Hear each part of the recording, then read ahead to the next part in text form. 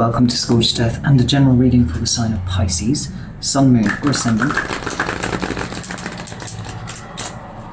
for the month of February. I hope you are well.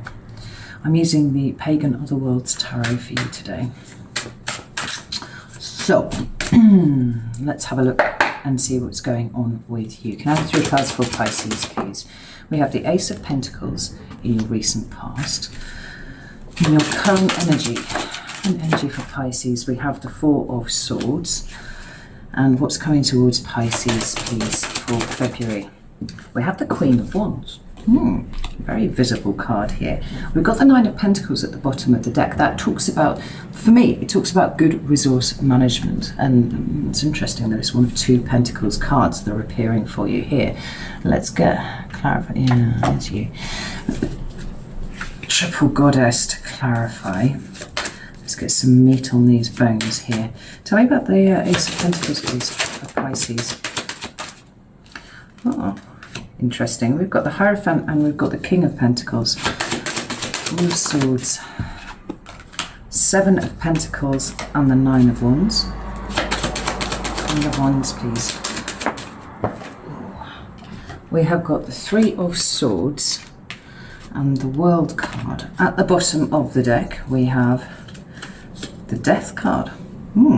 Changes afoot, maybe changes that are already underway. Actually, we've got the Fool card sitting underneath there, and that's a beautiful combination because, you know, the Death card is about endings, yes, but there is an implied beginning in that process, because I don't see it as a, you know, discrete things that kind of blend into each other, and as space is created in your life, then something new comes in, and we've got absolute confirmation of that with the Fool card sitting behind it. That is Scorpio and Aries energy respectively. I've lost my little selenite stick. Where have I put that? Who knows? Right, I'll just have to find something else to fiddle with. We'll give this a second and then I'll close the windows. So, in your recent past, we've got the Ace of Pentacles. Now that is given to be, well, it's a seed, right? It's the full potential of the Pentacle suit is contained within that ace, within that seed. And often it can talk about a new job, it can talk about a new house, it can talk about opportunities that come along that allow you in some way to deploy your resources in such a way as it improves your material circumstances, right? But it's interesting here that we've got it with 2 Taurus cards. We've got the Hierophant and we've got the King of Pentacles. Now, the other way that I personally see the Ace of Pentacles, and I don't know if this is a particularly popular view, is that it works as energetic currency. So anything that you are capable of investing then becomes a pentacle. So yes, it is absolutely your money, but it's also your time and your care and your effort and your love. You know, anything that you can invest into a situation becomes that. And to that end, this feels like, it feels like you're taking ownership over a situation, because rather than it being that kind of, you know, new job, new house kind of energy about it, it feels like you picking up your pentacle and, like I was saying, deploying it in a different area. We've got this Hierophant, but like I said, it's turned up in the reverse. Now this is tradition, this is commitment, this is something that has been standing for a long time, and it's given to, you know, the way that one understands it is that it will continue to stand for a long time, right? Just as we see those trees there in the background. But it can also be institutions, you know, social institutions like, you know, marriage and stuff like that, or actual institutions like, you know, the church or business or things of that nature, right? Anything that's got a strata, that's got a hierarchy, becomes hierophantical, if you will. But it's turned up in the reverse, which makes me feel in some ways that you are turning your back on what has been before. You know, there's a break with tradition going on here. And whilst in some ways that could be a little destabilizing, it feels like it's you that's done this. Because we've got it here with the King of Pentacles. So we have, you know, the notion of deploying energy into a different direction, and we've got a king to support that that motion there. Now, if you ever want to do anything with an ace, really you want the corresponding king to turn up to come and wield that, because he's got all of the wisdom and the experience that comes from having risen through the ranks of the court hierarchy and ended up as king. But he's very active energy too. So this is an active picking up of your energy and going, right, I'm not focusing on that thing anymore over there. I'm going to go and do this. And for some of you, this involves a true break with tradition, a break with the way that you have always done things. It could relate to work. That's entirely possible, but it could relate to every other aspect of your being too. Right? Let's not forget. Like I said, because it's currency. There are lots of different aspects of your life that this could cover.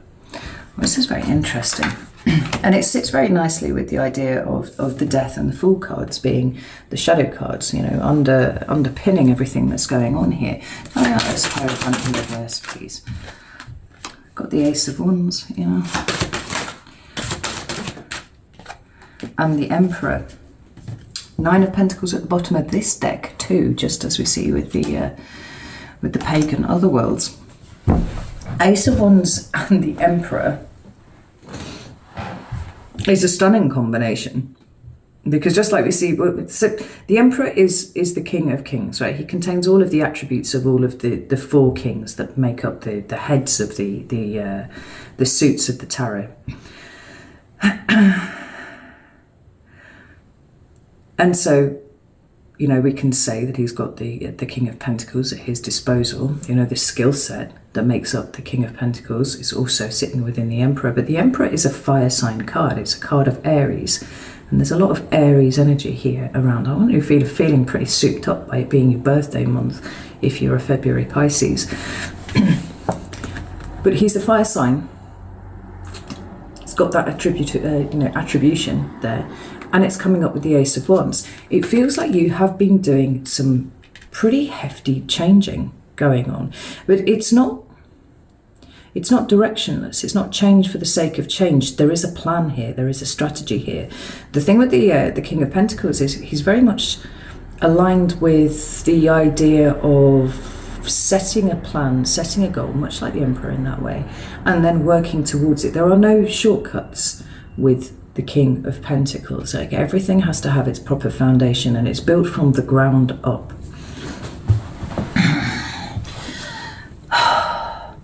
You could have absolutely overhauled your business, you know, if you work for yourself. That's something that you could be doing. But this ace, these sets of aces everywhere, in addition to the Fool and in addition to the Death card, right, you've got a plan and you know where you're going. Now, when we move into your current energy, we've got the Four of Swords, and it is clarified by the Seven of Pentacles and the Nine of Wands. So the Four of Swords is a card of stepping back from something, right? It's a card of taking a break. It follows on from the Three of Swords, which is also for you down here on the table. And it talks about, you know, taking that point where things have gone wrong and things haven't worked out how you planned, and there being, you know, a fairly visceral reaction to that, and removing yourself from it. Ostensibly, I think, so that you can process it and all that kind of thing. But there's a level of peace that comes with it. And I do think that you've been stripping out a lot of things from your life that don't need to be there, Pisces. There's a lot of very strong cards on the table here. And it really does feel like you're kind of sorting your shit out a little bit. You know, for most of the astrologers, I've been watching a bit of astrology stuff recently, not enough to retain any of it, usefully enough, but they all say that the new year starts properly in February. Nobody actually explained why that was, but I kind of feel that a little bit, because the month of January, which seems to be about 76 months long, right? It spreads out, and it's almost like a transition from the year that was before. And sometimes it's associated with, you know, low energy levels and all that sort of thing. Obviously, it's very dark and the nights are short. The days are short, and we don't have, you know, I know if you celebrate Christmas, you've got Christmas at the end of December. There's something to focus towards. There's kind of nothing there. The January is kind of a month of nothingness, but it seems to have given you some space to be able to consider where it is that you want to go next. And there is a distinct plan here. Like I said, there feels like a lot of things have been stripped out. Now that you've got the space to think about it, there are a lot of things that you're kind of leaving by the wayside. It's like, no, I don't need those. No. It's becoming very focused, actually, Pisces, is what I'm seeing here. Now, the cards that clarify it are the Seven of Pentacles and the Nine of Wands, and I actually quite like this combination here. Sometimes I get a bit of an icky feeling off the Seven of Pentacles, simply because it for me is that card of reaching a point where there are things in your life that you are dissatisfied with.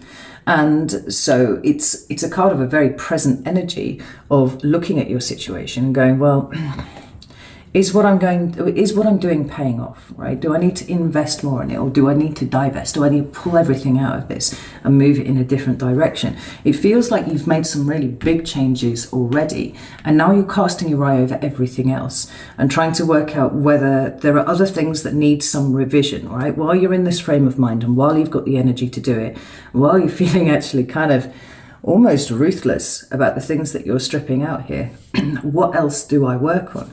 And the Nine of Wands, it's a card of resilience, it's a card of boundaries, but it does seem to be you tending to a garden of your own internal space, right? And we can see that idea of boundaries and that idea of resilience kind of coming in here and complementing this Seven of Pentacles. I don't have the icky feeling about this Seven of Pentacles that sometimes I get. More it's like, what are you doing? How are you bringing value to my life? Whatever situation that is. Or what about this one over here? Is that bringing any value in, or is that just fucking distracting? Is this taking me away from what it is that I'm trying to plant here? Yeah, we've got the Page of Wands. Your energy levels are really high. Oh, when I was doing the meditation before I started your reading, there was one thing that kept coming through over and over again, and it was the number 8. And I don't know if that's important to any of you. I don't know whether it's a date. I don't know whether it's your lucky number, your life path number, something like that. But the number 8 kept showing up in different iterations. So there was a 08 at one point, and there was just an 8, and then there was 80, 18, 8,000 came up too. But 8 is the pivotal thing there. So if that means anything to you, there you go, I've passed it on. We've got the Page of Wands and we've got the Six of Cups. We've got the Hierophant and we've got the Six of Swords. There's a feeling here of no stone left unturned for you. Your energy levels, like I said, feel really quite high at the moment. And with this Page of Wands, looking at the Six of Cups and the Hierophant, you know, the Six of Cups talking about the past, it's a Scorpio card, and certainly one's emotional attachments to the past. This Page of Wands feels like a high energy kind of observation. I mean, he's looking at it, right? He's kind of looking at it and going, so what have I been doing because I've always been doing it, and is it fucking useful? If it is useful, then it's going to stay and you're going to put more energy into it. If it's not, it's gone. And the same feeling with the Hierophant, again, this Taurus card here. What is there simply because it always has been there? Because that isn't enough now for you, Pisces. It doesn't get to stay just because it always has been there. I've got that Six of Swords, card of moving away from this. Eight of Pentacles, Eight of Cups is at the bottom of the deck here.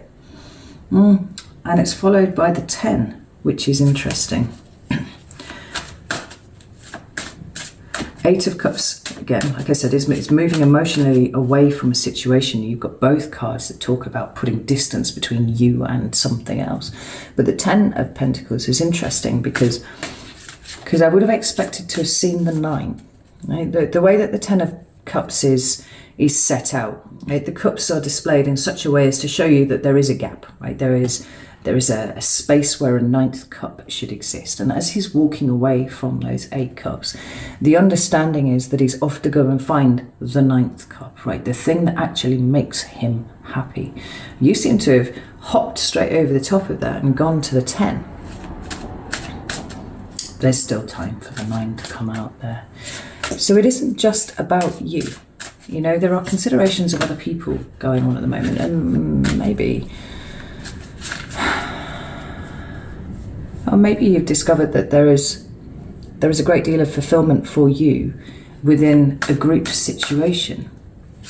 Remember, I said to you all of last year, don't get too comfy with being away from other people, because you're not going to stay there. At some point you will be coming back. Maybe this is some preparation work for doing that.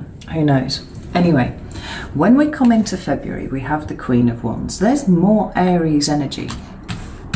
Pisces and Aries is a combination that I see an awful lot actually in people, in relationships, and it's one that on the face of it doesn't look like it should work that well, except that it does.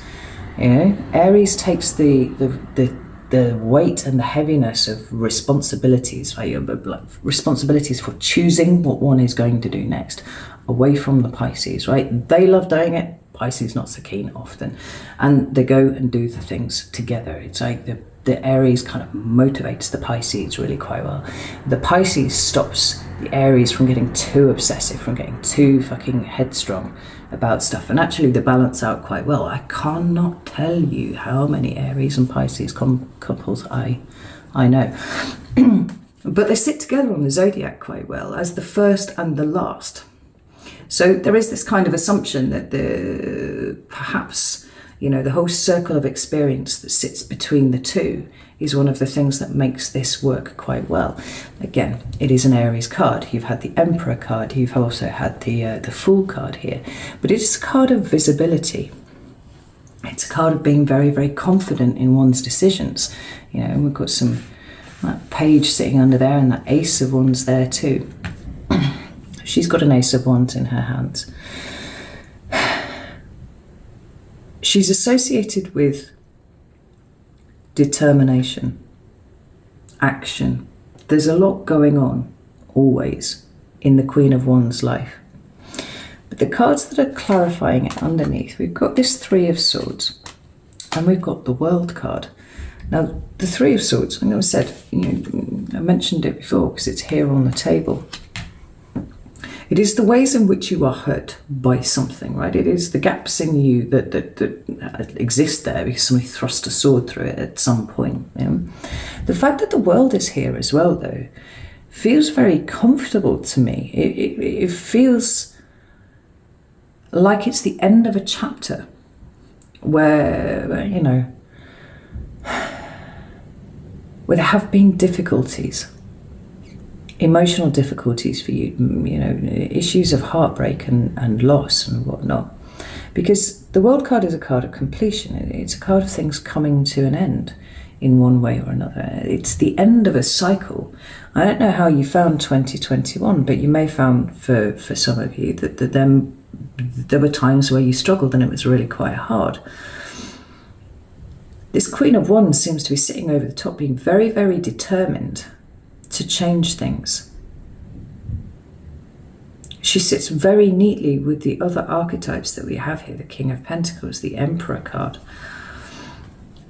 She's a boss. She's one that takes charge. Tell me about this Three of Swords for Pisces, please. We have the Judgment card in reverse, fascinating, and we have the Six of Wands. There's some Leo energy, more Wands energy. The Judgment card can sometimes talk about making judgments on things, right? And sometimes those can be, you know, big, huge life decisions that you made for yourself. Sometimes it's about your own personal story and how it is that you have told, you know, what narrative it is that you work along, that you kind of judge your future stuff by. And I feel like all of that is kind of being tossed out for you now. Likely you've had a period of revision over your understanding of yourself and how you got to be who you are, what you actually are. But the other thing that the Judgment card talks about is things being resurrected, situations being resurrected. You know, sometimes you've got old relationships being resurrected in some sort of way, right? It's a things coming up so that you can pass judgment over them and get yourself to a place of closure, which is what this World card, I forgot what it was called there, is referring to. But it's come up in the reverse for you, which is absolutely fascinating, because with a lot of cards, when they turn up in the reverse, there's almost this necessary condition of them having been in the upright at some point previously to you, you know, and that's how you manage to turn them upside down. And I feel like that's been the case. Well, so you kind of this revision of the narrative of who you are and how you've got to where you are and all that sort of thing, right? It seems like you have passed judgment on it and resolved that it shall not feature in your life moving forwards. There's a lot of things that have been let go here for you, Pisces, right? And successfully so, because you seem to be turning your eye towards the future and the things that you can do in the future. February is a month that is filled with this for you. Tell me about this World card. We've got the Two of Pentacles, this World card, and we've got the Seven of Wands in reverse there, right? The Sun card is at the bottom of the deck, and what is a Pisces reading without a Leo card? Multiple Leo cards appearing somewhere. It's a card of positivity and joy. The Seven of Wands talks about being defensive and guarded, you know, it's like needing to protect yourself. Like this is all kind of going away. There's no sense of you needing to protect yourself here. And so, you know, the Six of Wands gets to sail almost like through this to the end of the rest of the suit for you. It's not an impediment to your movement. And the Two of Pentacles here feels like there are a lot of things that are just kind of slotting into place for you internally in the month of February. Whatever it is, like you might have found that you've been sort of isolating yourself away to give yourself the space to decide what it is that you want to do next with your life, right? I think that that's probably quite applicable to a lot of Pisces. But now it is that you have decided those things. It's almost like you're exploding back out again. You know, hello, I'm here, I'm doing a thing now. You know, maybe this corresponds with the way that the world is starting to open up a little bit more. Certainly in the UK, there is an indication of that, although, you know, I don't trust government, so I don't trust that particularly much. But, you know, nevertheless, the energy is there. We've got all the planets are going forward again in the next couple of days. Like every single one of them will be in forward motion, or at least appear to be in forward motion. That speaks of a, you know, gives everybody a lot more energy to get things done. This month looks really, really good for you because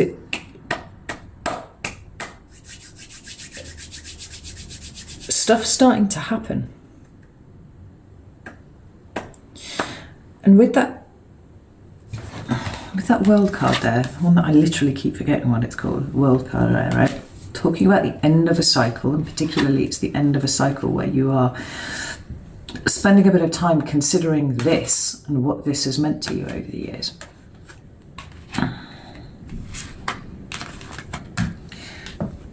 We've got this transitional energy.